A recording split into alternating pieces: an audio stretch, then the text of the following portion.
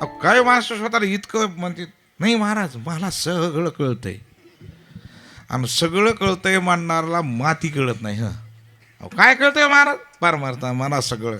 अहो मी तर म्हणतो पार मारतो सोडा प्रपंचातला कळण आपल्याला अजून उगा आव आणतो तर आपण मला सगळं कळतंय म्हणण्याचा.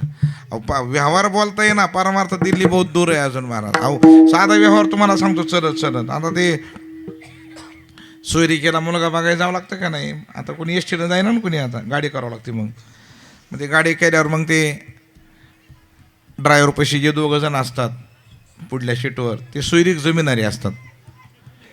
आणि त्याच्या मागे जे असतात मग ते काका काकी चुलता चुलती हे लोक असतात. आणि त्याच्या मागं आमच्यासारखी महाराज पट्टी वाढाय आलेली फक्त त्यांना काय ते पट्टी काय ते सत्काराचं मला चिडे केली मावली खरंच. काय ते ती टोपी त्या उंदराच्याही डोक्यावर बसत नाही ती टोपी सत्काराची. ती रुमाल कान बी कोरणं होईना त्याच्यानं महाराज. हां रोकडा असतं कपडा लावा इथे कामाला तेवढं काही नाही. आणि ते शादी बी तसल्या सत्काराच्या थोंडा कोण पांघराव गुडगी उघडी. तिथं गेल्यानंतर आता आता सगळी मुलं आता शिकलेली आहेत ना बाबा. तर कोण आज्ञेने राहिले आता 10-12 राहिली का आता ह्या काळामध्ये. मी म्हटलं बघा आता ते नवरदेव चांगले शिकलेले सगळे. आता एखादा सुशिक्षित मुलगा आपण बरोबर घेऊ म्हणजे ते विचारायला ते बरं पडेल. आता आम्ही चांगलं घेतलं ग्रॅज्युएशन केलेला मुलगा घेतला विचार की आपल्याला काही कळत नाही म्हणलं. आता आपल्याला काय कळेल. आता आमची 79ची मॅट्रिक आहे. आता किती काळात बदल झाला तर राहिला का तर त्याच्यामध्ये काही आता म्हणलं आपल्याला काही कळत नाही. शिक्षण बरेच झालेले आहेत नवीन नवे आता. मग ते म्हणजे चला आम्ही गेलात. मग ते म्हणलं आता नवरदेव विचारायचे त्यांना बैठकीत. मी म्हणलं आपल्याकडं मुलगा आहे चांगला ग्रॅज्युएशन केलं त्याला ती म्हातारा ऐकच ना 1857चं मॉडेल मला बोलू द्या. आलं पाहिजे ना बोलता पण बोलू द्या तर बोलू द्या. ते म्हातारा जे लागलं मागं म्हणलं तुम्ही बोला बाबा. गेलं बोलायला. बाळा तुझं नाव काय. त्यानं सांगितलं नाव काय. बरं बरं तुझं गाव हेच आहे का ना सोयरी कुठं होईल आता. म्हणलं हेच आहे. बरं बरं बाळा तुझं शिक्षण काय झालंय. त्यानं म्हणला मी ग्रॅज्युएशन केलंय. बरं बरं बाळा लग्नाच्या आधी 12वी काढा. हाय का नाही आढळनात मार खायचा धंदा आता हे. आपण बोलायलोत काय आपण येईले काय ह्याचं काही ज्ञान असं. आणि ह्या बघा बाबा ज्याला डोळ्याला कमी दिसतंय त्याला लग्नाच्या वाराती लय बघायचा नाद लय नाद. आणि ज्याला ऐकू येत नाही त्याला बोलायचा नाद लईच बोलायचा नाद बैठकीत. तुम्हाला माहीत नाही एक भैरी होते बाबा हो. मी गेलो कीर्तनाच्या आधी असं आता मला काय म्हणजे आपल्यासारखा बंगला पण ते बाबा त्या बंगल्यामध्ये त्यांना काय ऐकू यायचं नाही. म्हणलं राम राम. म्हणलं राम राम. आता जेवलो त्या बघा ते.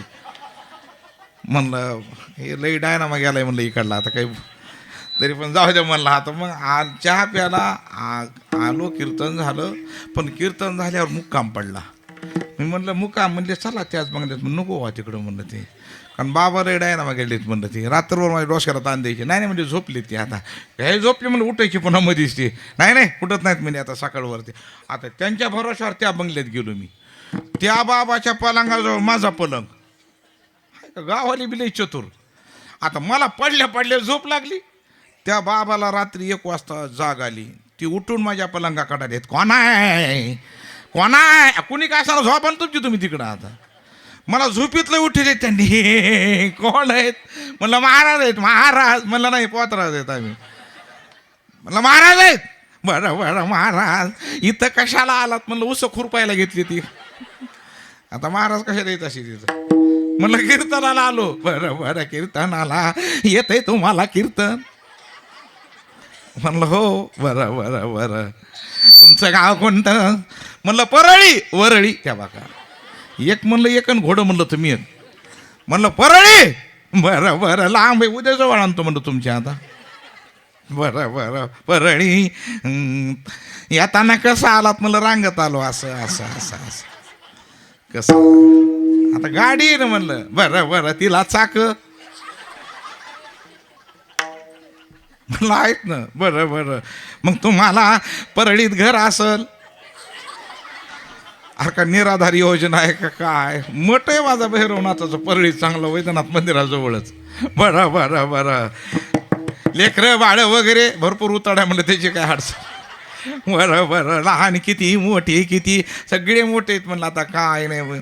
बरं बरं, सगळा आनंद सगळं तुमच्या आशीर्वादाने आनंद, काही कमी नाही म्हणलं. बरं बरं महाराज, मला एक सांगा, तुमचं लग्न वगैरे झालंय?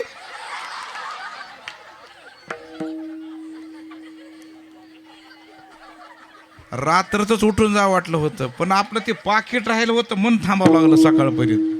इतका डोसक्याला ताण नाही. विठाल विठाल.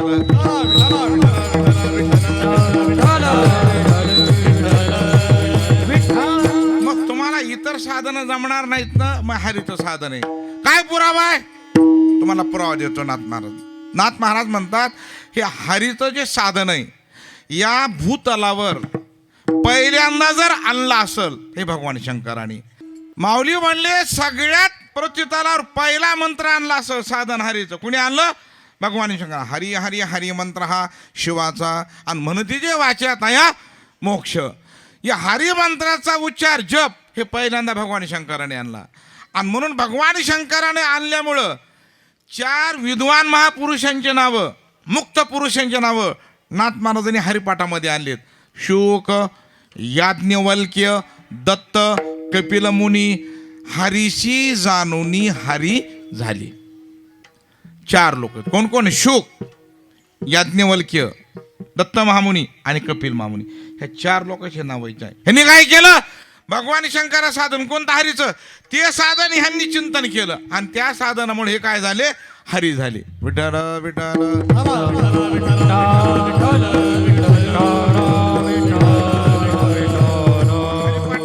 गोड चिंतन महाराज नाथ. पिंडी देह स्थिती ब्रह्मांडी पसारा, आणि हरिविन सारा व्यर्थ भ्रम. महाराज म्हणजे तुम्हाला फक्त एकच माध्यम सांगले, कोणतं? हरीचं. बरं महाराज, तुम्ही का काढलं साधने नामचिंतन? महाराज म्हणजे एक कारण आहे की या साधनाला नियमावधी नाही, आचारसंहिता नाही. आचारसंहिता रहित असलेलं साधन हे साधन आहे. संगीत भजन करायचं म्हणलं त्याला आचारसंहिता आहे, आचारसंहिता आहे त्याला. कारण संगीत भजनासाठी सुद्धा 6 गुण सांगितले शास्त्रकारानं. सुस्वरम सुरसंचैव सुरागम मधुराक्षरम सालंकार सप्रमाणम षडविध गीतलक्षणम. 6 प्रकार सांगितले, 6 गुण लागतात गायनासाठी. मग हे सगळ्याकडे गुण असतील असं काही नाही.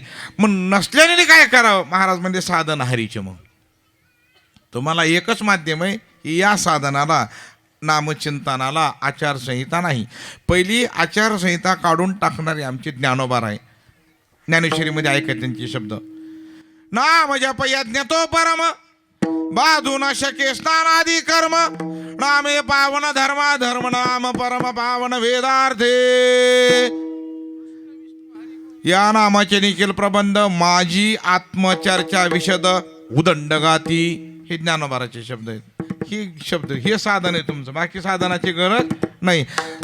साधनाची नाही आटाआटी. विठ्ठल विठ्ठल.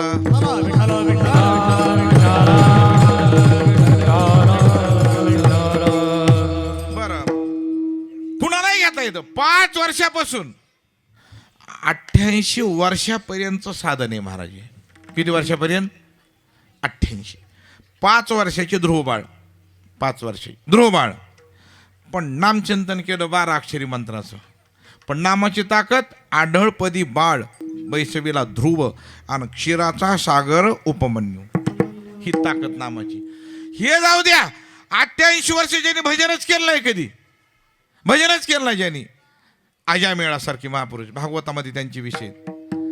शेवटी सर्व गलित गात्र झाला आणि सगळे सोडून गेले महाराज. नामदेव शोधा म्हणले, धनदारा पुत्र जन बंधू सोय पिशुन सर्व मिथ्या हे जाणून शरण रिघा देवासी शरण रिघा देवासी. नाही का नाही? अहो कितीतरी आंधळ्या पांगण्यामध्ये वर्णन महाराज. माता पिता बंधू भगिनी कोणी न पवती निर्वाणी इष्टमित्र सज्जन सखे हे तो सुखाची मांडणी एकला मी दुःख भोगी कुंभ पाक जाचणी तेथे कोणी सोडविना एका सद्गुरु वाचोनी धर्म जागो सदैवाचा जो वापरू. करा रे बापांनो साधन हरीचे, जणी करणीचे करू नका, जेणे नाही जन्मयामाची यातना, ऐशिया साधना करा काही, साधनाचे सार मंत्र बीज हरी, आत्मतत्व धरी तोची एक, कोटी कोटी यज्ञ नित्यजाचा नेम, एक हरिनाम जपता घडी, एका जनार्दनी न घ्यावा संशय, निशेष होय हरिरूप, हरिमुखी गाता हरपली चिंता, त्या नाही मागोता जन्म घेणे, विठाल विठाल. श्री संत वामन भाऊची पुण्य, या सर्वांच्या पुण्यामुळं आज या ठिकाणी आपण सर्व एकत्रित येतो. अन्नदान, नामचिंतन आणि बाबांचे आशीर्वाद ज्यांच्या नाही तर तुम्हाला एक सांगतो, एकदा संतांनी आपल्याला स्वीकारल्यानंतर धरितील हाती संत कृपावंत, तर पाळी पंढरीनाथ डाळा त्यांचा. एकदा तुम्हाला संतांनी पदारात घेतलं ना, बाकी कुणाचीच गरज नाही महाराज. पण कुणी पदारात घ्यायला पाहिजे आपल्याला? संतांनी. आपल्याला संतांनी पदारात घेतल्यामुळं आपल्याला जगात काही काही पडत म्हणून आपली भूमी मोठी श्रेष्ठ आहे. वामन भाऊ सारखे महापुरुष, श्री संत भगवान बाबा सारखे महापुरुष आपल्या प्रारब्ध वर्षामध्ये आपल्याला भागले, आपल्याला लाभल्यामुळं आपलं एवढं भाग्य आपलं, म्हणून आपण त्यांच्या ह्या उत्सवाला आपण नाहीतरी आजपर्यंत त्यांनी जीवन ठेवलं आहे आपल्याला. आता किती दिवस गाडी चालवायची ही त्यांच्याच हातात आहे महाराज. उगं मला असं वाटतंय मी म्हणून सगळं काहीच नाही तुझ्यामुळं. काही लोक म्हणतात नाही महाराज हे जुनं सांगा जाऊ नका, म्हणतात तुम्ही आता जग लई पुढं गेलं आहे. म्हणलं किती पुढं जाऊ दे जग, पण इथंच आहेत अजून काय पुढं गेलं. तरी एक जण म्हणलंच मला, ते म्हणलं महाराज तुम्हाला माहीत नाही, म्हणलं आता किती मोबाईलच्या सुधारणा झाली. त्यानं मोबाईल दाखवली मला, हे बघा म्हणलं किती मोबाईल काढले. म्हणलं किती मोबाईल काढू दे, तर वाटतं का लय सुधारणा झाली म्हणून? अजिबात नाही म्हणलं, मी तरी मानित नाही म्हणणार. त्यानं कसं काय म्हणलं, या भूमीमध्ये कितीही त्या कंपनीनं मोबाईल काढू द्या, पण एका कंपनीचा पीस एकसारखाच आहे. हे तर बरोबर आहे का नाही? काही बदल नाही, ह्याच्यापैकी काय सुधारणा नाही. पण आमच्या ईश्वराची बघ म्हणलं मोबाईल कंपनी कशी, एवढी त्यानं पीस तयार केली. कोणताच पीस कोणत्या पीस सारखा नाही महाराज. अलग जोडून बघा एकमेकाला तुम्ही, अलग अलग सगळे. बरं नुसता पीस अलग नाही, प्रत्येकाचा डिस्प्ले सुद्धा अलग अलग आहे. खरं का नाही? काय ताकद आहे महाराज त्याची. बरं नुसता डिस्प्ले नाही, प्रत्येकाचा रिंगटोन सुद्धा अलग अलग आहे. नुसते आवाजावर कळतं महाराज आपल्याला काय ताकद आहे. मग एवढी संतांची ताकद आहे. मातोश्री तुम्ही आम्हाला हार घातला, भगवान परमात्मा तुमचं कोट कल्याण करो. भगवान परमात्म्याची कृपा सर्वश्रेष्ठ कृपा आहे. पण एकदा आपला वेळ झाला, मी वेळेचं बंधन पाळतो महाराज. आणि मी कधीच महाराज तुमचा वेळ झाला असे माझ्यावर वेळच चाल नाही कधी म्हणायचे. वेळेच्या आधी मी आता 28-29 वर्षानं दिंडी होतो महाराज, पण कधीच महाराज सगळ्यात सोहळ्यामध्ये आपली ओळखटी पहिल्यांदा गुंडाळतो महाराज मी. त्याचं काम माहिती महाराज, काही लोकांना व्यवहारच कळत नाही महाराज. हा भाग बघा तो का आता 10 वाजले, आता नाही मी अजून तुमचे 10 मिनटं घेतो, नका घरी जा तिकडं आता. मी एका महाराजांना म्हणलं महाराज आता आमचं एवढ्या झालं म्हणलं उद्धार, आता नका आता जास्त व्याज धरू, फक्त आता थोडं माऊलीच्या भाजनामध्ये तिथल्या तिथं टाळ्या वाजवायच्या, तिथल्या तिथं लय जोरात वाजवायच्या नाही, लय जोरात टाळ्या वाजवू नका. कारण का आपण वाजविलेली टाळी आपल्या जवळच्याला ऐकू येऊ नये. ध्वनी प्रदूषण नको म्हणून म्हणायला लागलो मी. आणि काही माणसं अजिबात ध्वनी प्रदूषण होऊ देत. इठाल इठाल इठाल म्हणलं बोट फुटल पांढरशंक्या. मला माऊली एक राग येतो ह्यांचा, हे कुठे टाळ्या वाजवत येतो, इथं काय रोग येते बरं टाळ्या वाजवायला. पत्ती खेळताना टाळ्या वाजवत येतात, पत्ती खेळताना